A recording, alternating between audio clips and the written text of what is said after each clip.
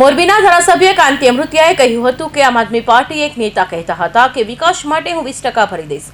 એવી વાત કરી હતી ત્યારે કાંતિ અમૃતિયાએ કહ્યું હતું કે હું 20 કરોડની મંજૂરી કરી દઈશ, તું 20% ભરી દે.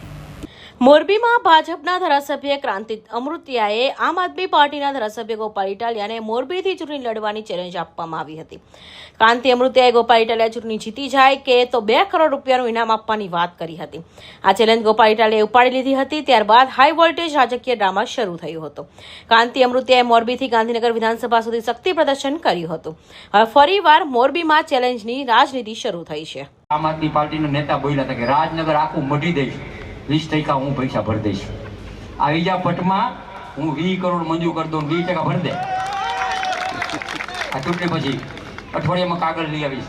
મેં કીધું આવશે પટમાં સિંહ, સિંહ આવશે ઓટોમેટિક બધા હે ને સિંહ ઘર ભેગા વહી જશે. પણ શું કામ? અમે સિંહ નથી, અમે ગામનું રખોપો કરવા માટે સિંહ થયા.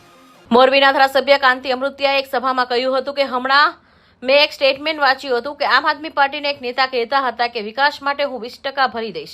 એવી વાત કરી હતી ત્યારે કાંતિ અમૃતિયાએ કહ્યું હતું કે હું 20 કરોડની મંજૂરી કરી દઈશ, તું 20% ભરી દે.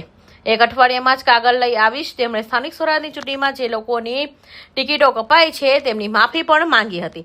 તેમણે અપક્ષ ઉમેદવારની કરનાર પાલિકાને પ્રમુખ પર પ્રહાર કર્યા છતાં મોરબીના મનપા વોર્ડ નંબર 8ની જાહેર સભા કાંતિ અમૃતિયાએ ચેલેન્જ આપી હતી.